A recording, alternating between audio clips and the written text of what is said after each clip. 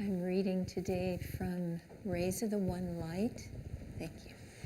This is a book written by Swami Ananda with commentaries on the Bible and the Bhagavad Gita based on the teachings of Paramhansa Yogananda.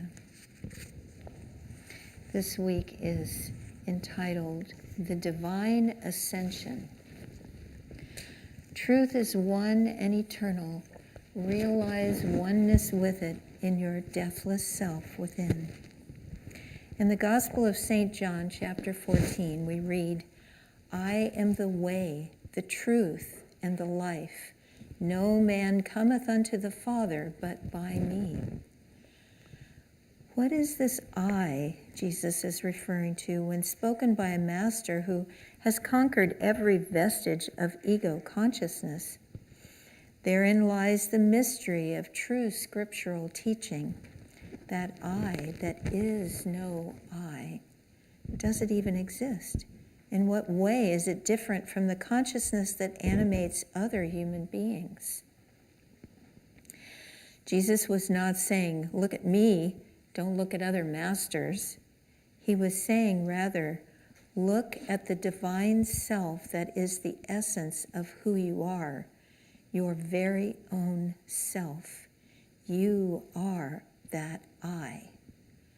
No man cometh unto the divine consciousness except by first recognizing his own intrinsic divinity hidden behind his delusive ego. The Bhagavad Gita states, O son of Pritha, Arjuna, in whatever way people accept me, in that same way do I appear to them. For all men in some way pursue the path to me.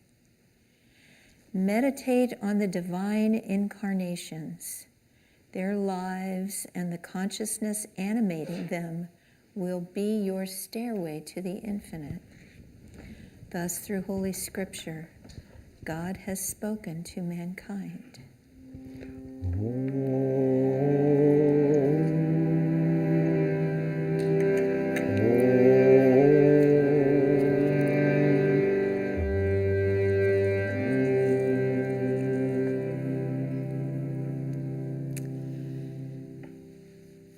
First of all, Merry Christmas, everyone. Thank you all for coming out on this Wuthering Heights kind of morning to be all together sharing Christmas. When Dharmadas was reading the affirmation just now, I was reminded of a story. And this is a story about a temple in an ancient land that lay in ruins for centuries. And as chance would have it, one day the door had become ajar and a dog walked in to this ruined temple. And he looked around and dropped dead. And more centuries went by, and the door still ajar. Another dog happened to walk in, and he looked around. And then he went happily out of the temple, wagging his tail. So what was this temple? What was it that these dogs saw? Well, it was a temple of mirrors. And so the first dog went in, and he saw 1,000 dogs snarling and baring its teeth. And he was overcome by fear and dropped dead. But the second dog went in and saw 1,000 dogs wagging their tails. This is an allegory to tell us that this is how the world is. It's a mirror for us. If we put out the energy of snarling, the world is going to snarl back. Sometimes 100-fold or 1,000-fold. But if we approach life lovingly, sweetly, generously giving joy, giving laughter, giving love, then guess what comes back to us? So this you can think of entirely as self-preservation. How do you want to have the world treat you? Then treat it the way you want to have it be. There's a beautiful little saying of Yogananda that I ran across recently that sort of exemplifies this. Live quietly in the moment and see the beauty of all that is around you. The future will take care of itself. So when Jesus talks about suffer the little children to come unto me, that trusting, loving simplicity is how we need to live in this world. Just not afraid, trusting in God. When I was a little girl, one of the things that my mother told me that I remember vividly, she had an expression when she would see something that she felt like somebody was acting out or being loud or whatever, she would say, "What are they putting through themselves?" I can hear her saying it. And there's a little bit of truth in that, because we choose what we put through ourselves. And I was reminded of this especially last night because we had the beautiful creche scene and the music. Devaki orchestrated the program as she always does for us. And it was so sweet and so still and beautiful. And all of the actors had a chance to put something through themselves that was divine. And that is what we need to do in this world. We need to put on the right consciousness, to live in the right consciousness. It's a responsibility to be a devotee of Master, of all of our masters, because we get to be a channel for them. Just like the actors last night got to be channels for the shepherds and the angels and the Virgin Mary and all of it. Each one had a responsibility to be the best they could be, to feel the most bliss they could feel. Swami Kriyananda said an interesting thing one time. He said that we have to have a very high consciousness when we create or do whatever it is, because it descends into matter. And so the higher we can be in the idea and in the manifestation, the more it will translate. But if we just come from ordinary consciousness, then it goes really far down, and it's not as effective, it's not as inspiring. So in anything that we want to do, we need to come from as high a consciousness as we possibly can. And there's a story about Swami Kriyananda, who, as a young man in Yogananda's ashram, Yogananda told him to grow a beard because Swami had this round little childlike face, and Master thought that it would make him look more mature, since he was doing a lot of teaching and so on, if he had a beard.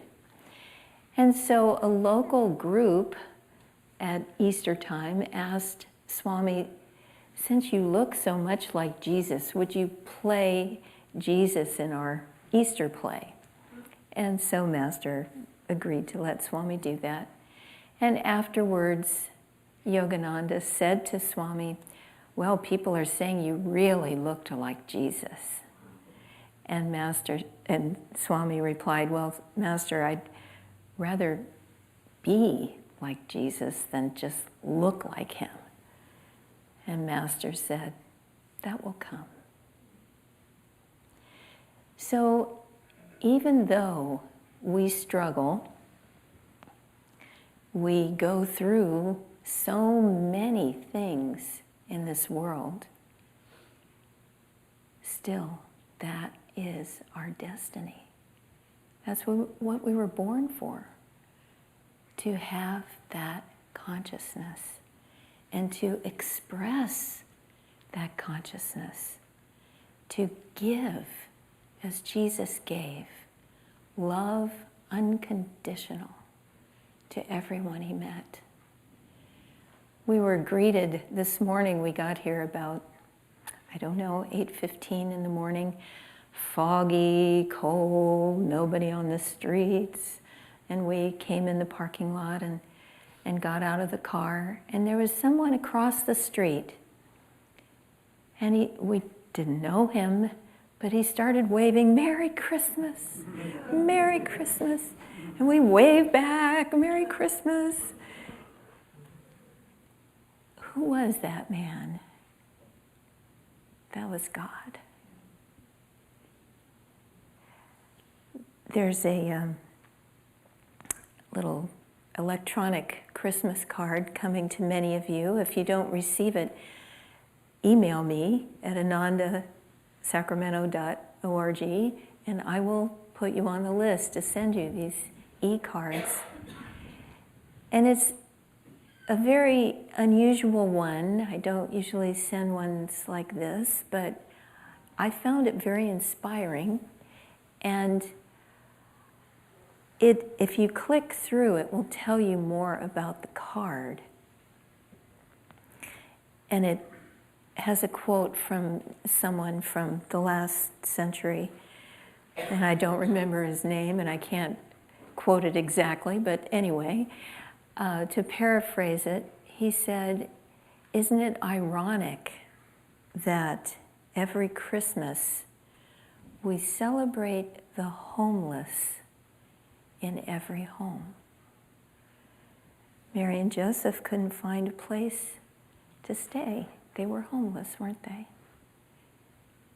But someone said, here, at least I have a stable.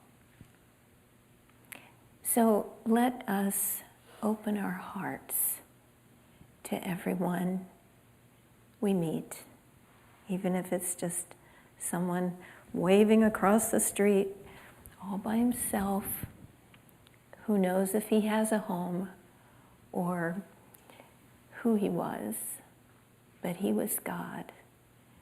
And think of that in the grocery store, in the bank, the gas station, wherever you are, it's all God. We are swimming in an energy of God.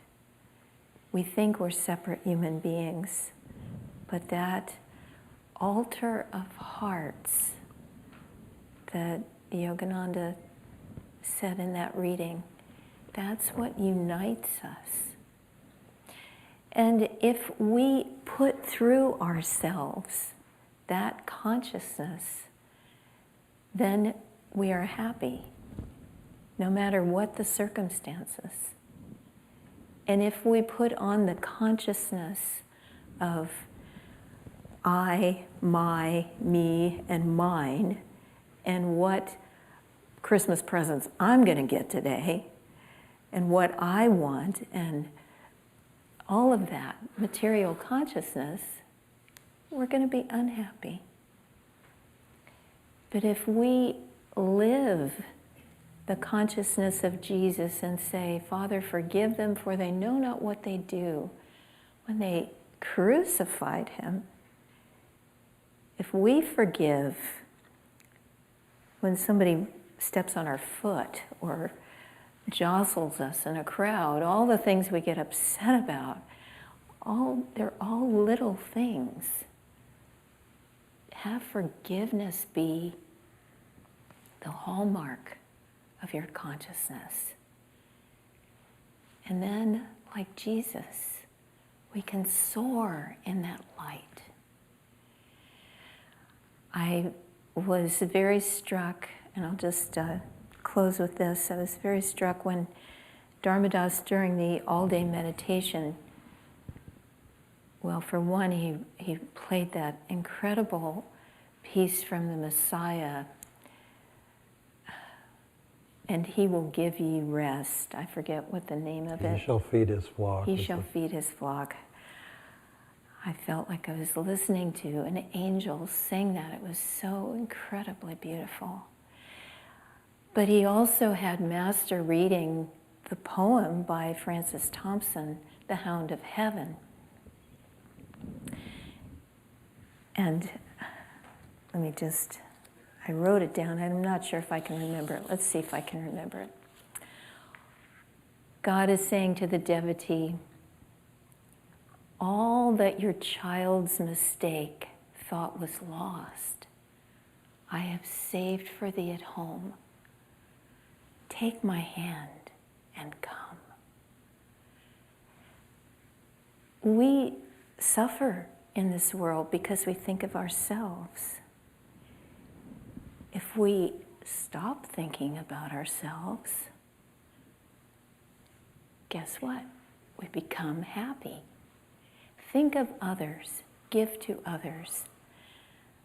I see that Chandi just came in, and I have to embarrass her because she orchestrated Thanksgiving, all the food for Thanksgiving, all the food and decorating for World Brotherhood Day, and for today, Christmas Day. And she had some of our Kriya bonds helping her, but she bore the whole thing pretty much herself. And that's an incredible amount of work. And how could she do that? How do any of us do anything? Because we put on the consciousness of God. And we let God work through us. Let me tell you one more story. When I was in college, they do an ID card. I still have that ID card somewhere. And there I am, manifesting the most depressed consciousness you can imagine. I was so unhappy, and it just shows completely. And then fast forward 5 years, and I had the good karma to come to Ananda. And there's a picture of me, Christmas Day, with Krishnadas and Kirtani, I think, and just a whole kitchen full of kitchen workers. There we were making the Christmas banquet. The picture of me, you would not even know it was the same person. I was so happy to serve. And that is the key to happiness. Giving and then giving some more. When I was in trouble, when I first came to Ananda, and Swami said to me, just forget about yourself and serve. And it was magic. Put on the consciousness of God. And you were born to feel His bliss.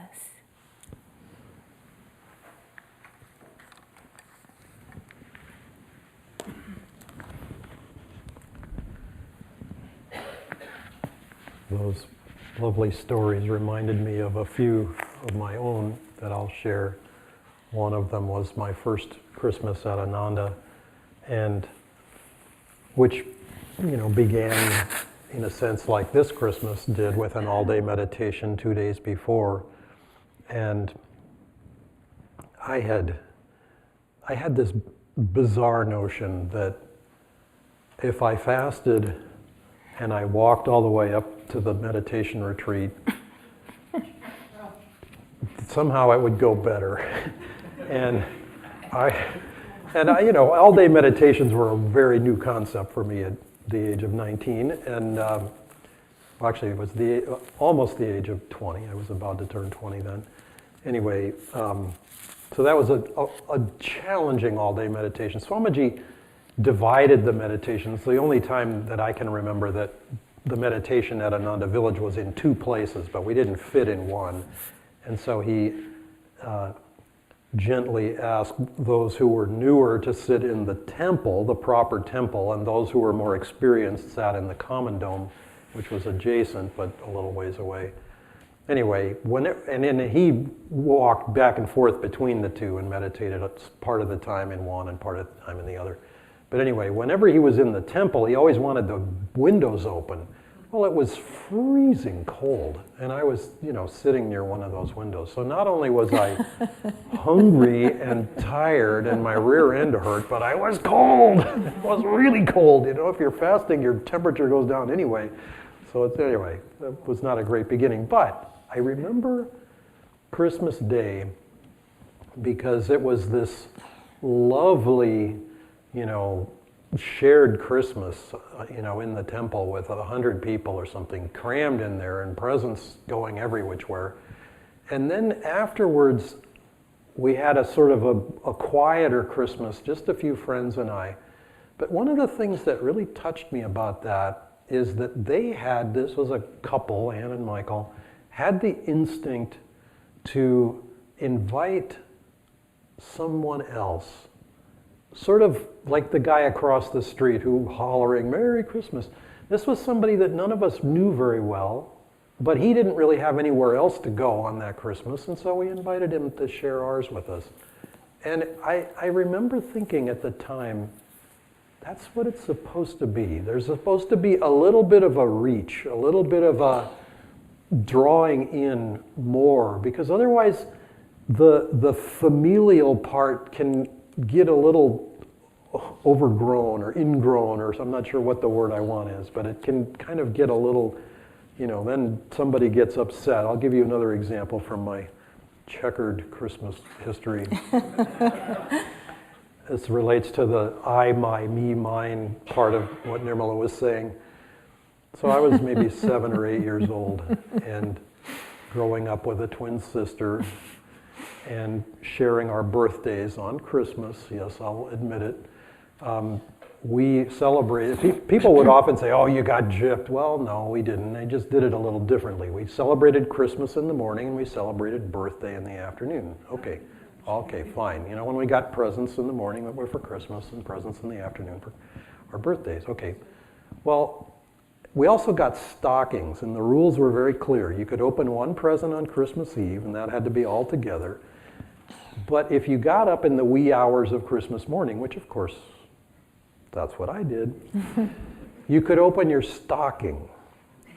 So we had these beautiful stockings that my mom had knitted, a little bit of the vibration of these, but colored red and green, on more traditional Christmas. By the way, these were made for me by an elderly Russian lady and given to me in Russia, and it just somehow it felt appropriate today.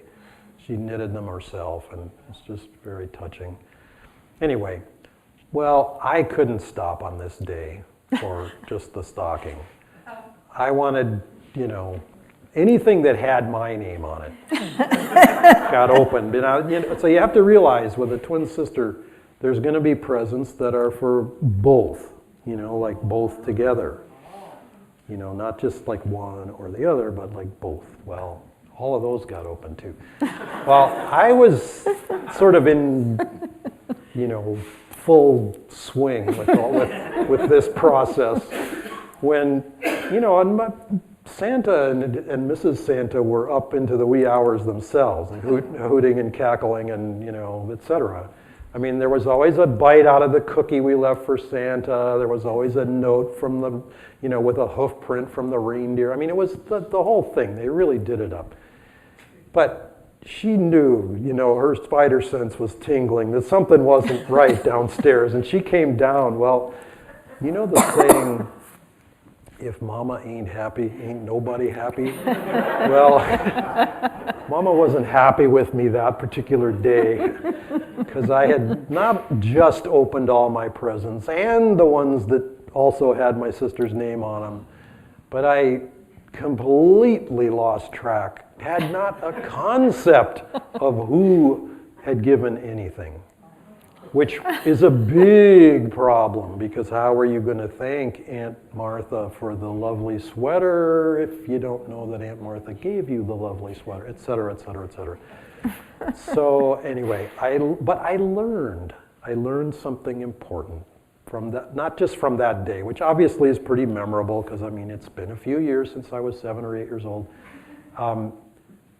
Also from other experiences of that day, which is that when we focus on what's coming to us, this is, again, segueing on what Nirmala was saying, as opposed to what we're giving out, then it's like it collapses in on ourselves.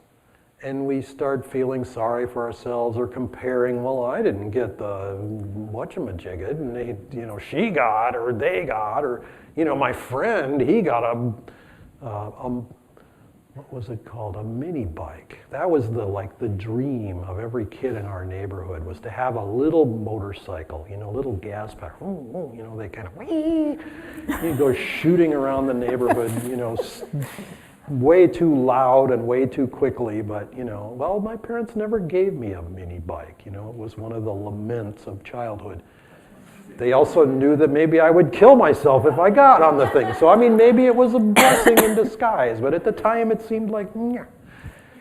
But, we have to realize that the divine living inside of us is not content with ego-motivated self-interest.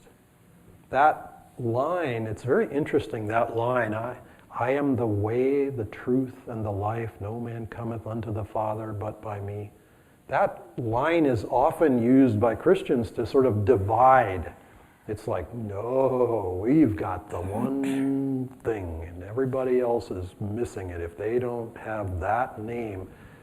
And Swamiji, I remember Swamiji just sort of blew that out into the cosmos by saying, the truth of Christ is just as true in the most distant galaxy of the universe as it is right here.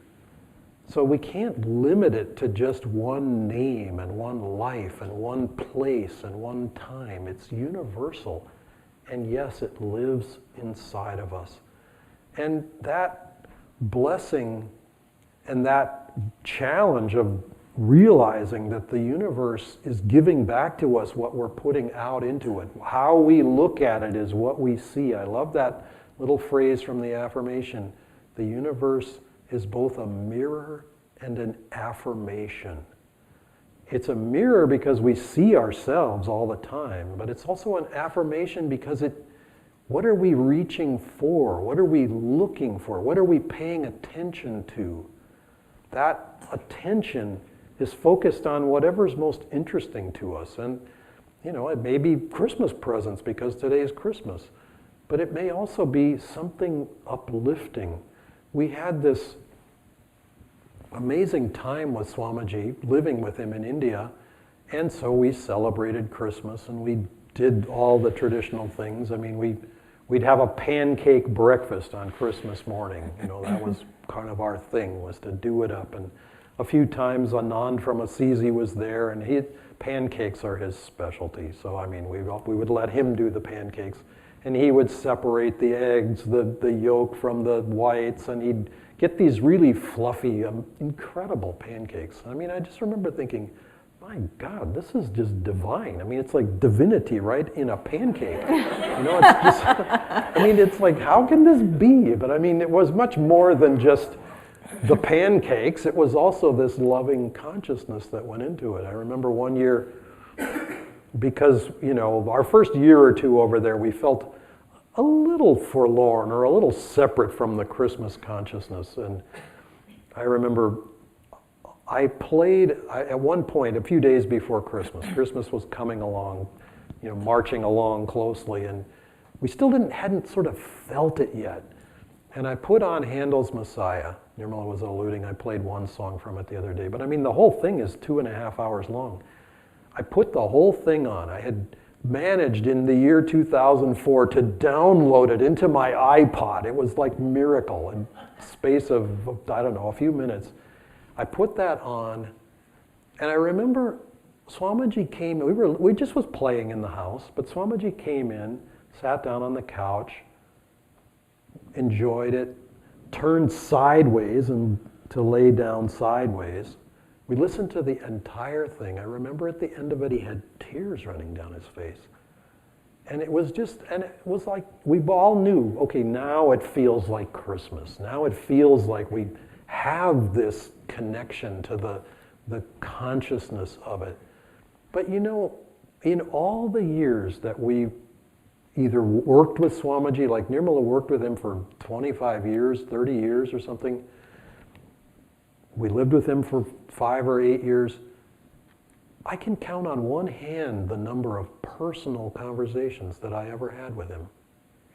It may sound bizarre. I mean, you'd think, okay, well, when you're living with him, you'll have all the chance to, sort of dive into whatever problem and whatever issue and whatever's going on. He didn't draw that from us. In fact, he kind of had this spiritual power, this magnetism. When there was a topic that he didn't want to address, it was like there was a force field around him and you could not bring that up. It just was like it wouldn't penetrate. But there was another thing that I realized later after years, which was that it wasn't necessarily that he had some willful intent, but it was more that his consciousness just didn't invite the personal, because the impersonal is sweeter, and that's the weird thing. It sounds so odd, but when you love the whole universe, you don't have to focus on one person to the exclusion of others. You can focus on every single person who comes, and every person who came to Swamiji got his full attention. I mean, the first time that happened to me, I just about fell over. I was like, a little bit like the dog who went into the temple and died. I mean, it just was like, whoa, that's a lot of energy. I had his undivided attention. I wasn't sort of prepared for that because it was like major focus. And then you learn to use it, tune into it, rise to that level. But all of us have the chance to reach beyond the personal. And so on this Christmas day, I invite us to make the next 365 days, each one a kind of Christmas in which Christ, the true Christ, can be born inside of us, and that we can know that presence. Not only lives inside of us, but we invite it and we extract it, or we encourage it and nurture it in every other person in this world.